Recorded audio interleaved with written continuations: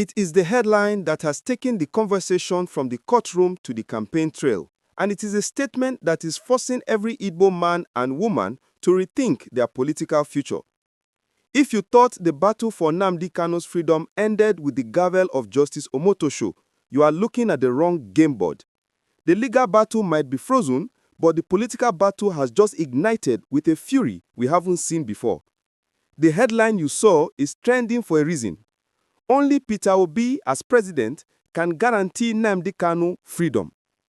Welcome to this special broadcast. Today, Friday, November 28, 2025, we are going to unpack the most dangerous and hopeful narrative currently circulating in the Southeast. We are looking at why millions of supporters have suddenly realized that the legal route is a dead end, and why they are now pinning their hopes on the Obi option for 2027. Why is this headline flying around now?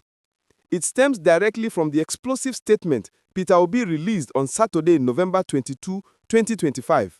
While the presidency was warning us not to romanticize criminals and the court was locking KANU away for life, Peter Obi stood alone among the major presidential contenders to condemn the conviction.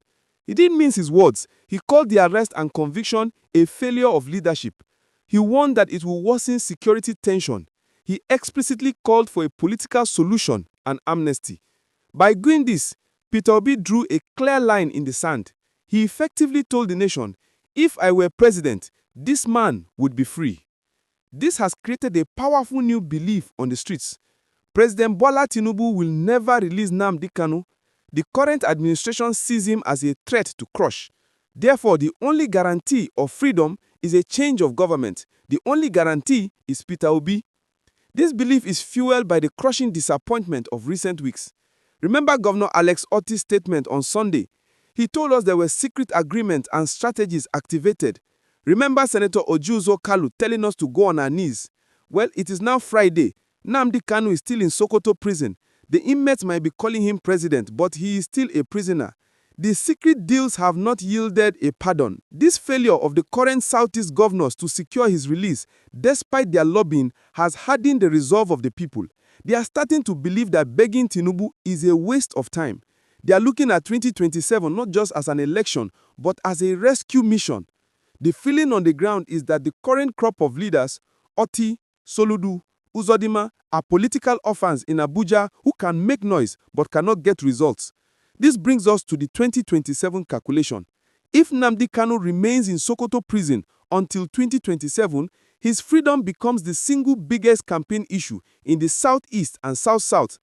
Analysts are already predicting that Peter Obi's campaign will carry the unspoken promise of amnesty for KANU, but this is a double-edged sword. If Peter Obi campaigns on freeing KANU, will they not vote for him?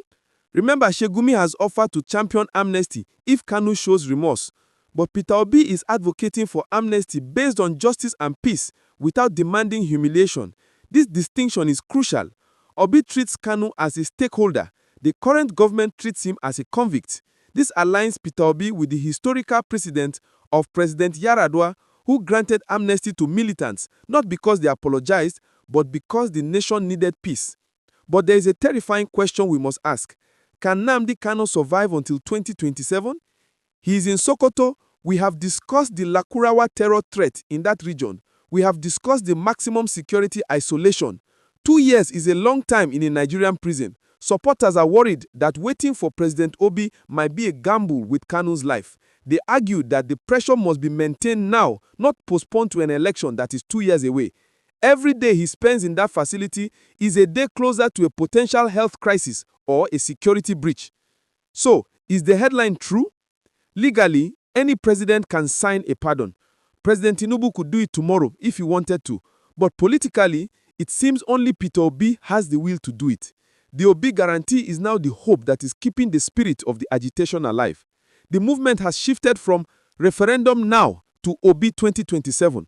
If you want to follow this political chess game as we inch closer to the next election cycle, please take a second to smash that like button and subscribe to the channel. We analyze the politics behind the pain. What do you think? Is Peter Obi the only hope for Nnamdi KANU, or can the Southeast governor still convince Tinubu to sign the pardon?